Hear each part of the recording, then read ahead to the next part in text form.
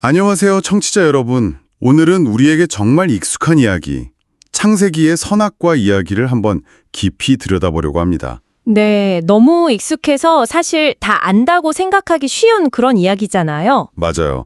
그런데 오늘 저희가 함께 살펴볼 한 설교 텍스트를 보니까 어쩌면 우리가 사건의 핵심을 완전히 잘못 짚고 있었을지도 모른다는 생각이 들더라고요. 보통은 이 사건의 주인공으로 뱀이나 하와 아니면 그 과일 자체를 생각하기 쉬운데요. 그렇죠. 그런데 이 자료는 완전히 새로운 용의자를 지목합니다. 바로 아담의 침묵이요. 네, 오늘은 바로 그 관점을 따라가 볼 겁니다. 선악과 사건의 본질이 금지된 과일을 먹은 행위 그 자체가 아니라 그보다 훨씬 이전에 벌어진 주권의 이동에 있다는 아주 흥미로운 분석인데요. 우리가 알던 이야기가 어떻게 뒤집히는지 한번 따라와 보시죠. 좋습니다. 자, 그럼 사건 현장으로 한번 들어가 볼까요? 창세기 3장을 보면 뱀이 하와에게 아주 교묘하게 말을 걸고 있잖아요. 네, 하나님이 정말 동산 모든 나무의 열매를 먹지 말라 하시더냐 이러면서요. 보통 우리는 이 장면에서 아담은 어디 다른 데가 있었을 거라고 생각하기 쉬운데 이 자료는 정말 놀라운 사실을 지적해요. 바로 그 지점이죠. 성경 원문을 보면 아담이 바로 그 자리에 하와와 함께 있었다는 겁니다. 함께요. 바로 옆에서 그걸 다 듣고 있었다는 거네요. 네, 함께 있었다는 이 한 구절이 사건 전체를 재해석하는 열쇠가 되는 거죠. 아담은 그냥 구경꾼이 아니었어요. 그럼 뭐였죠? 그는 하나님의 대리 통치자로서 에덴을 다스리고 또 진리를 수호해야 할 일종의 파수꾼이었습니다. 파수꾼이요? 네. 요즘 말로 하면 팩트체커이자 게이트키퍼 역할을 해야 했던 거죠. 그런데 뱀이라는 비진리가 나타나서 하나님의 말씀을 교묘하게 비틀고 공격하는데 아담은 아무 말도 하지 않고 침묵했다. 바로 그겁니다. 파수꾼이 침묵했다라. 이거 정말 섬뜩한 표현인데요. 그럼 그 침묵이 그냥 가만히 있었던 게 아니라 마땅히 해야 할 일을 하지 않은 중대한 직무유기였다. 이런 말씀이시군요. 그렇죠. 이 설교는 아담의 상태를 이사야서에 나오는 짖지 못하는 벙어리개에 비유하는데 이게 정말 날카로운 지적이에요. 도둑이 담을 넘는데 짖지 않는 개는 더 이상 파수꾼의 의미가 없잖아요. 아담의 침묵이 바로 그와 같았다는 겁니다. 그의 마음속에서 이미 뭔가 무너졌기 때문에 침묵할 수밖에 없었다는 거군요. 네, 하나님의 말씀에 대한 권위가 이미 흔들렸기 때문에 비진리 앞에서 아무런 저항도 할 수 없었던 상태라는 거죠. 와, 그렇게 보니까 선악과를 따먹은 건 이미 모든 게 끝난 뒤에 벌어진 뭐랄까 일종의 확인 사살 같은 거였군요. 맞습니다. 그래서 이 자료에서 제시하는 가상 시나리오가 더 흥미롭게 다가오더라고요. 만약 아담이 파수꾼 역할을 제대로 했다면 어땠을까 하는 거요. 네, 그걸 상상해 보는 것만으로도 의미가 있죠. 예를 들어서 뱀이 딱 나타나서 이상한 질문을 던졌을 때 아담이 바로 개입해서 이렇게 말했다면요. 어떻게 말이죠? 잠깐, 넌 누구지? 그 정보 출처가 어디야? 네 질문엔 악의적인 왜곡이 들어있는데 하나님은 저거 하나 빼고는 모든 걸 허락하신 분이야. 이렇게 딱 잘라냈어야 한다는 거죠. 거의 청문회 수준인데요. 하와에게 했던 가상 대화는 더 재밌어요. 아, 그 부분도 있었죠. 하와가 하나님의 명령을 죽을까 하노라 이렇게 애매하게 말했을 때 아담이 버럭 소리를 질렀어야 한다는 거예요. 뭐라고요? 여보, 내가 언제 그렇게 가르쳤어? 죽을까 하노라가 아니라 반드시 죽는다. 이게 팩트야. 자, 정신 차리고 나 따라서 3번 복창해봐. 좀 과격하게 들릴 순 있지만 핵심은 명확하네요. 그렇죠. 그만큼 하나님의 말씀을 가볍게 여기거나 왜곡하는 것에 대해 단호하게 반응했어야 한다는 거잖아요. 맞습니다.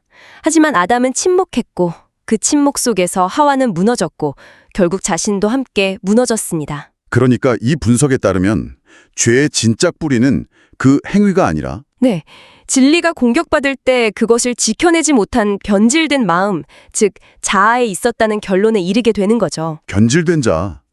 아, 이 표현이 마음에 걸리네요. 결국 뱀이 유혹한 것도 너희가 하나님처럼 되어 선악을 알게 될 것이라는 바로 그 자아를 부추기는 말이었잖아요. 정확합니다. 근데 여기서 한 가지 근본적인 질문이 생겨요. 선악을 아는 것, 그러니까 분별력을 갖는 것 자체가 나쁜 일인가요? 성경의 다른 부분들을 보면 오히려 이걸 칭찬하는 것 같거든요. 아주 중요한 지적이십니다. 그리고 바로 이 부분이 오늘 탐구의 하이라이트라고 할 수 있습니다. 그런가요? 네, 시편 1편만 봐도 복 있는 사람은 악인들의 꾀를 따르지 않는다고 하잖아요. 그렇죠. 악인의 꾀를 따르지 않으려면 당연히 뭐가 악한 꾀인지 분별할 줄 알아야죠. 바로 그겁니다. 또 우리가 잘 아는 솔로몬은 왕이 되었을 때 하나님께 다른 무엇도 아닌 선악을 분별하는 지혜를 구했고요. 맞아요. 하나님이 그 기도를 듣고 크게 기뻐하셨죠. 네. 그러니까 한쪽에서는 선악을 알려고 하는 게 타락의 원인이라고 하고 다른 쪽에서는 그걸 복이나 지혜라고 말하고 명우백한 모순처럼 보이는데요. 이 자료는 이 문제를 어떻게 풀어갑니까? 이 설교는 이 문제를 지식의 문제가 아니라 주권의 문제로 봐야 한다고 말합니다. 여기서 아하! 하는 순간이 오는 거죠. 지식이 아니라 주권이요? 네, 핵심은 선악을 아는 지식 그 자체가 아니라 선악을 판단하는 기준과 주체가 누구에게 있느냐는 겁니다. 즉, 주권의 이동이 일어났다는 거죠. 주권의 이동. 그러니까 뱀의 유혹의 핵심은 단순히 지식을 얻어라 이게 아니라 네가 하나님처럼 기준이 되어라 이거였군요. 정확합니다.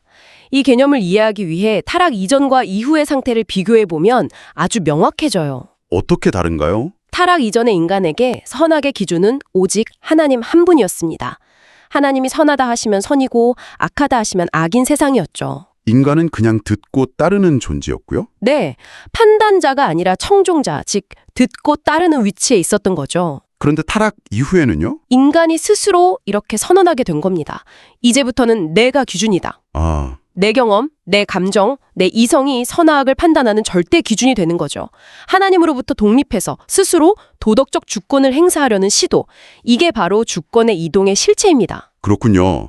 결국 성경이 말하는 타락한 자아라는 게 내가 존재한다는 자의식 자체가 아니라 내가 기준이다라고 외치는 그 교만한 마음을 의미하는 거군요. 맞습니다. 그것이 모든 죄의 뿌리라는 분석이죠. 데카르트가 나는 생각한다 고로 존재한다고 말했듯이 자의식 자체는 죄가 아니지만 그렇죠. 타락한 자아는 거기서 한 걸음 더 나아가는 겁니다. 나는 판단한다.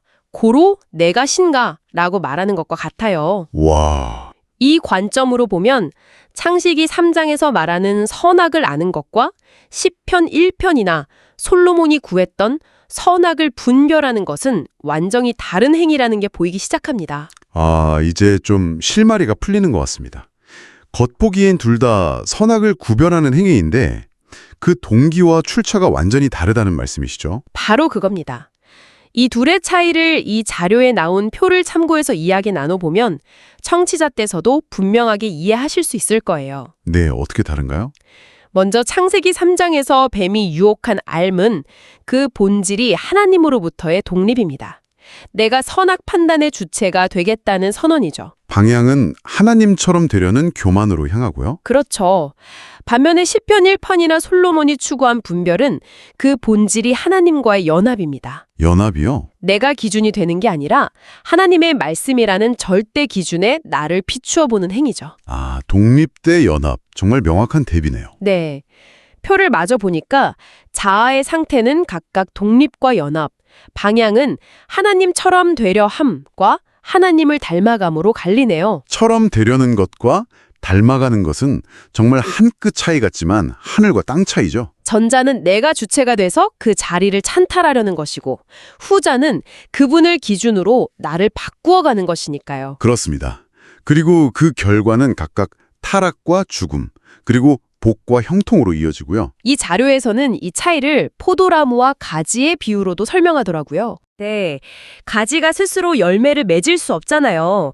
나무에 굳건히 붙어 있을 때, 즉 연합되어 있을 때만 열매를 맺을 수 있죠. 시편 1편에 복 있는 사람이 율법을 주야로 묵상한다는 게 바로 자신의 생각과 판단을 하나님의 말씀이라는 나무에 계속해서 접붙이는 행위라는 거군요. 맞습니다. 그러고 보니 솔로몬이 기도할 때도 그냥 지혜를 주십시오라고 하지 않았어요. 맞아요. 듣는 마음을 종에게 주사라고 했죠. 네, 핵심이 바로 듣는 마음에 있었던 겁니다. 내 안에서 지혜를 만들어내는 게 아니라 하나님의 기준을 잘 들을 수 있는 능력을 구한 거죠. 그것이야말로 선악 판단의 주권이 여전히 하나님께 있음을 인정하는 가장 겸손한 태도였겠네요. 네, 이 모든 것을 종합해 볼 때 이 설교의 분석은 결국 아담과 예수, 이 두 인물의 극명한 대조로 귀결됩니다. 첫사람 아담과 마지막 아담이라 불리는 예수의 대조. 흥미롭네요. 비진리의 유혹 앞에서 무력하게 침묵했던 아담과 달리 예수는 어떻게 행동하셨을까요? 광야에서 똑같은 시험을 받으셨죠. 사탄이 예수님께 네가 만일 하나님의 아들이어든 이 돌들로 떡덩이가 되게 하라 며 유혹했잖아요. 네. 정체성과 능력을 시험하며 유혹합니다. 이때 예수님은 침묵하지 않으셨습니다. 자신의 생각이나 능력으로 맞서지도 않으셨고요. 대신 단호하게 선언하시죠. 기록되었으되. 아, 하나님의 말씀을 방패이자 검으로 사용하신 거군요. 그렇습니다. 자신의 판단이 아니라 절대 기준인 말씀을 통해 사탄의 유혹을 정면으로 반박하고 물리치신 겁니다. 심지어 사탄이 교묘하게 성경 구절을 인용하며 유혹했을 때도 그때조차 예수님은 또 기록되었으되라고 을수하시며 더 정확하고 본질적인 말씀으로 그 공격을 무력화시키셨습니다. 이것이야말로 하나님과 연합된 상태에서의 분별이 무엇인지를 가장 완벽하게 보여주는 장면이네요. 네. 아담은 파수꾼의 역할을 포기하고 침묵했지만 예수는 진리의 말씀으로 싸워 이기심으로써 인류에게 새로운 길을 보여주신 거죠. 와, 오늘 이야기 정말 깊이가 있네요. 선악과라는 익숙한 소재에서 시작해서 죄의 본질이 행위가 아닌 독립된 자아에 있다는 것. 그리고 진짜 싸움은 지식의 싸움이 아니라 주권의 싸움이라는 것까지요. 자, 그렇다면 이 모든 분석이 오늘을 살아가는 우리에게는 어떤 의미를 가질까요? 이 자료의 핵심 결론을 한번 정리해 볼 필요가 있겠습니다. 네. 이 설교는 오늘 우리에게 적용할 수 있는 3가지 결론을 제시합니다. 첫 번째가 뭔가요? 첫째, 선악을 분별하는 능력 자체는 나쁜 것이 아니라 오히려 우리에게 반드시 필요하고 중요합니다. 분별력이 없으면 세상의 온갖 악한 꾀와 거짓에 흔들릴 수밖에 없으니까요. 그렇죠. 무조건 분별하지 말라는 게 아니라는 점이 중요하네요. 둘째, 하지만 그보다 더 중요한 질문은 이것입니다. 그 분별의 주체가 누구인가? 아, 내가 가진 경험과 지식인가? 아니면 변치 않는 하나님의 말씀인가? 네. 이 질문에 어떻게 답하느냐가 우리의 영적인 상태를 결정한다는 거죠. 그럼 마지막 세 번째는요? 그래서 셋째, 우리가 의식적으로 하나님께 판단의 주권을 내어드리는 훈련을 해야 한다고 강조합니다. 그 구체적인 통로로 말씀과 기도를 제시하고요. 말씀을 통해 하나님의 기준을 배우고 기도를 통해 내가 기준, 이대로는 나의 타락한 자아를 처리하는 영적 훈련이 필요하다. 이런 결론이군요. 맞습니다. 하나 먹은 사건이 아니라 우주의 질서가 뒤바뀐 거대한 주권의 이동 사건이었다는 새로운 관점을 얻게 되었네요. 네. 하나님으로부터 독립하여 스스로 기준이 되려는 자아의 탄생. 그것이 바로 비극의 시작이었다는 깊이 있는 분석이었습니다. 오늘 탐구를 바탕으로 청취자 여러분께 마지막으로 생각해볼 질문 하나를 던져주시면 좋겠습니다. 네. 이 자료는 결국 우리 내면의 자아와의 싸움에 대한 이야기였습니다. 그렇죠? 그렇다면 당신이 일상에서 무언가를 옳다 혹은 그르다, 좋다 혹은 나쁘다라고 판단할 때 그 판단을 내리는 당신의 운영체제 혹은 소스 코드는 무엇입니까? 당신 자신의 독립적인 생각과 경험, 그리고 감정의 데이터베이스인가요? 아니면 당신이 신뢰하는 더 높은 기준에 끊임없이 자신을 비추어 보고 조율한 결과인가요? 그리고 혹시 그 둘의 차이를 어떻게 알아차리고 계시나요? 중립은 없었다. 말씀과 검을 휘두르지 않은 그 순간 에덴은 끝났다.